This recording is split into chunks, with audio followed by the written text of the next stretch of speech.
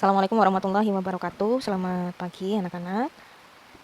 Kali ini Ibu akan melanjutkan materi mengenai peluang ya.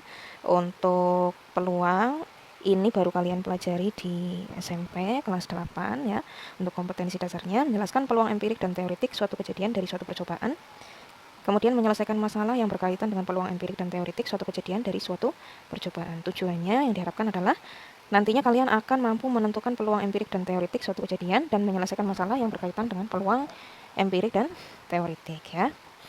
Peluang ini biasanya digunakan dalam dunia kehidupan kita sehari-hari seperti dunia bisnis, kemudian meteorologi, sains, industri, politik, dan lain-lain. Hampir semua bidang itu menggunakan peluang sebagai metode dalam pekerjaannya ya. Misalnya perusahaan asuransi jiwa menggunakan peluang untuk menaksir berapa lama seseorang mungkin hidup ya. Kemudian dokter menggunakan peluang untuk memprediksi besar kecilnya kesuksesan suatu metode pengobatan. Kemudian kalau Badan Meteorologi dan Klimatologi memperkirakan kondisi cuaca hari ini itu akan hujan, akan cerah atau akan ada petir ya, dan lain sebagainya. Itu peluang. Nah, di sini kita akan belajar pengertian percobaan, ruang sampel, dan titik sampel. Apa sih itu percobaan? Percobaan itu adalah eksperimen. Jadi kalau kalian biasa mendengar kata eksperimen, itu adalah artinya percobaan, yaitu suatu kegiatan yang dapat memberikan beberapa kemungkinan. Kemudian contohnya di sini ada melempar dadu, ada melempar koin, ya. Jadi percobaan-percobaan itu namanya eksperimen. Misal kalian di pelajaran IPA melakukan percobaan mencampurkan zat-zat yang pada akhirnya nanti menjadi sesuatu yang baru, itu juga namanya eksperimen atau percobaan. Kemudian di peluang juga dikenal dengan ruang sampel. Apa itu ruang sampel? Ruang sampel adalah himpunan dari semua hasil yang mungkin pada suatu percobaan atau kejadian. Contohnya tadi, karena kita sudah percobaannya melempar sebuah dadu, ya, melempar sebuah dadu, maka ruang sampelnya adalah semua hasil yang mungkin. Nah, dadu itu kan bentuknya kubus ya. Dadu itu kan bentuknya kubus. Kurang lebih seperti inilah dadu ini. Nah, ini ya, ini. Kurang lebih dadu seperti ini. Nah, kalau di dadu itu kan ada angka-angkanya. Biasanya ada angka 1 sampai 6 karena dadu itu kan kubus memiliki 6 sisi. Jadi di sini yang dijadikan ruang sampel adalah angka 1, 2, 3, 4, 5 sampai 6 ya. Masing-masing sisinya. Kalau kalian main ular tangga apa main monopoli, biasanya kan keluar angkanya ya. Oh, keluar angka 2 berarti jalan 2. Oh, keluar angka 6 berarti jalan 6. Nah, itu dinamakan dengan ruang sampel. Beda lagi kalau misalkan koin, kita melemparkan koin. Koin kan hanya ada 2 sisi. Di sini ada gambar koin nih. Koin kan hanya ada 2 sisi. Yang satu sisi gambar, yang satu sisi angka dan yang satunya lagi sisi gambar. Hanya punya 2. Kalau tadi si dadu itu punya 6 ruang sampel, kalau koin itu punya 2 ruang sampel ya, itu bedanya. Kemudian yang ketiga ada titik sampel. Apa itu titik sampel? Titik sampel adalah anggota-anggota dari ruang sampel atau kemungkinan-kemungkinan yang muncul. Jadi kalau titik sampel itu dari ruang sampel di absen satu persatu. Contohnya di sini pada pelemparan sebuah dadu, maka titik sampelnya ada 1, ada 2, ada 3, ada 4, ada 5, ada 6. Kalau pelemparan sebuah koin berarti titik sampelnya di absen angka dan gambar. Hampir-hampir mirip ya. Cuma bedanya kalau ruang sampel itu secara keseluruhan hasilnya, kalau titik sampel itu adalah anggota-anggotanya. Itu bedanya antara ruang sampel dan titik sampel. Kita lanjutkan untuk menyusun anggota ruang sampel. Tadi kan kita sudah kenal apa itu percobaan, apa itu ruang sampel, apa itu titik sampel. Sekarang kita akan menyusun. Cara menyusun anggota ruang sampel itu ada 3 cara. Yang pertama, menyusun anggota ruang sampel dengan mendaftar anggota-anggotanya. Kedua, menyusun anggota ruang sampel dengan diagram pohon. Yang ketiga nanti kita akan mempelajari bagaimana cara menyusun anggota ruang sampel dengan menggunakan tabel. Tapi kita akan menyusun anggota ruang sampel dengan mendaftar terlebih dahulu. Oke. Di sini terdapat gambar 2 koin ya. Ada koin pertama dan ada koin kedua. Koin pertama diperlihatkan hanya mukanya saja, angkanya ya. Kemudian koin kedua diperlihatkan gambarnya. Jika kita melempar 2 koin sekaligus, maka akan ada yang menjadi koin pertama dan koin kedua. Misalnya koin pertama muncul angka, misal di sini. Ada koin pertama dan ada koin kedua. Koin pertama kan ada 2 sisi nih koin pertama ya. Jadi ruang sampelnya itu adalah ada angka, dan juga ada gambar. Ini untuk koin pertama. Koin kedua pun sama. Koin kedua juga dia ruang sampelnya, dia punya angka dan juga gambar. Gini ya. Kalau kita lempar dua koin itu secara bersamaan, ruang sampel yang akan terbentuk dari kedua koin itu apa saja? Misal, lemparan pertama. Ternyata lemparan pertama, koin yang pertama keluar angka. Oh, keluar angka. Koin yang kedua juga keluar angka. Oh, jadi lemparan pertama angka. Kemudian lemparan kedua.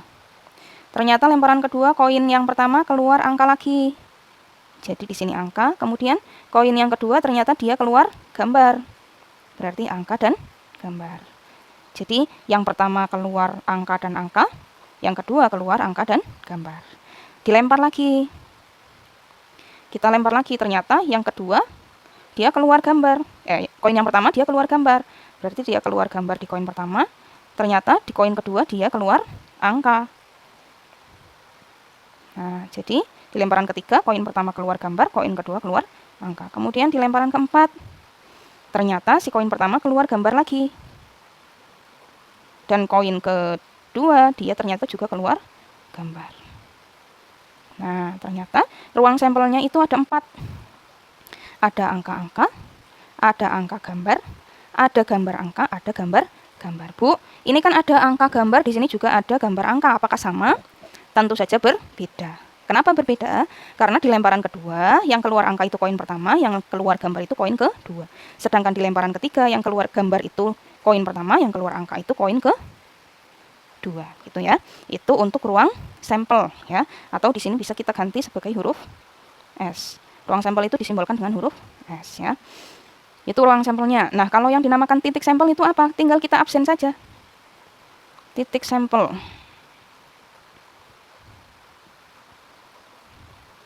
Dari ruang sampel tadi kita absen. Tadi kan keluarnya yang pertama angka. Oh, angka. Yang kedua keluarnya angka gambar. Cuma tinggal kita tuliskan ulang saja. Ketiga, oh gambar, angka. Kemudian yang keempat ada gambar ya. Itu untuk titik sampel dari pelemparan 2 buah koin. Nanti kalau misalkan pelemparan 2 buah dadu beda atau sama? Beda, karena dadu kan satu dadu itu ada 6 anggota ya, ada 6 anggota. Jadi kalau 2 dadu berarti nanti bisa jadi ruang sampelnya banyak ya. Itu untuk contoh tadi menyusun anggota ruang sampel dengan cara mendaftar. Kita lanjutkan untuk menyusun anggota ruang sampel dengan diagram pohon. Nah, di sini ada 2 sisi uang logam ya, ada angka, ada gambar. Kemudian di sini ada dadu. Ternyata kita akan melakukan percobaan melemparkan sebuah koin dan sebuah dadu berisi 6.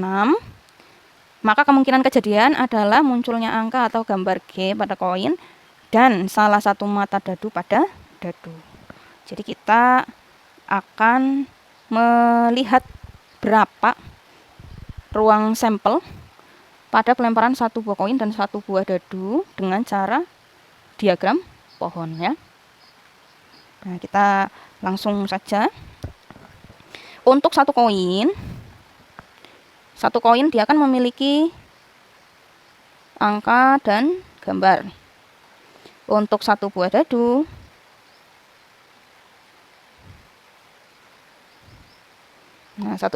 dia memiliki 1 sampai 6. Gini ya. Oke, kita sudah punya angka gambar, sudah punya angka 1 sampai dengan angka 6. Tinggal kita buat diagram pohonnya di sini. Untuk koin ada angka dan gambar. Untuk dadu dia punya 1, 2, 3, 4, 5, 6. Di sini juga dia punya 1, 2, 3, 4, 5, 6. Oke, itu ya. Masing-masing punya pasangan. Sekarang kita tinggal absen saja ruang sampel yang kemungkinannya bisa terjadi. Di sini berarti angka dan angka 1.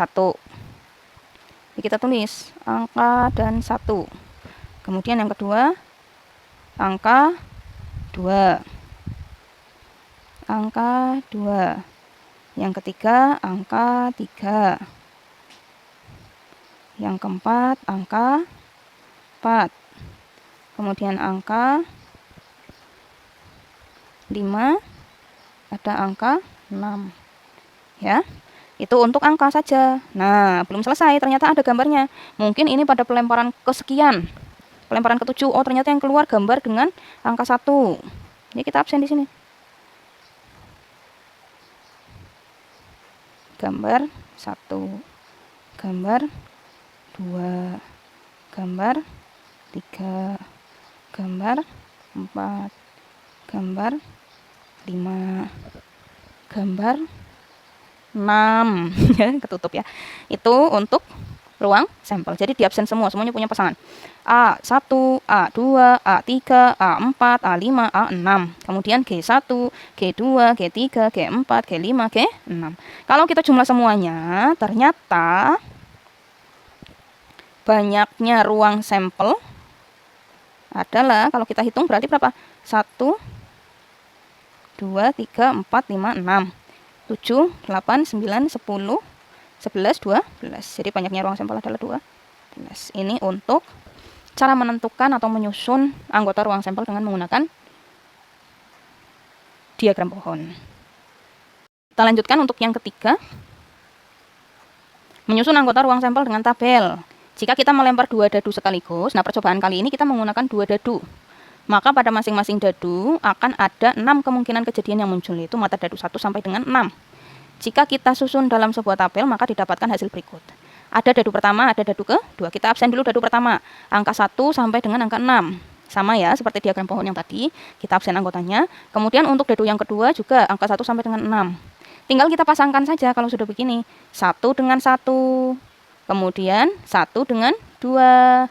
Kemudian dadu pertama 1 dengan dadu kedua 3, dadu pertama 1 dengan 4, 1, 5, 1, 6, sampai seterusnya sampai 6, 6. Dadu pertama keluar 6, kemudian dadu kedua juga keluar 6. Ini ruang sampelnya cukup banyak ya. Banyak anggota ruang sampel NS adalah 36. Dari mana 36? Ya dihitung saja ini. Dari yang pertama sampai dengan ke sini itu hasilnya adalah 36. Itu untuk 2 buah dadu. Jadi 2 buah dadu, ruang sampelnya itu adalah 36. Atau bisa kita rumuskan kalau dadu itu, misalkan kalau di sini kan 2 dadu ya. 1 dadu itu kan ruang sampelnya 6. Nah, kalau 2 dadu berarti dipangkatkan dengan 2, jadi 36. Kalau 3 dadu bagaimana? Tinggal dipangkatkan 3. 6 pangkat 3. Kalau 4 dadu bagaimana? Berarti 6 pangkat 4. Dan seterusnya. Itu untuk pembahasan kita ya. Sekian dari Bu Guru. Wassalamualaikum warahmatullahi wabarakatuh.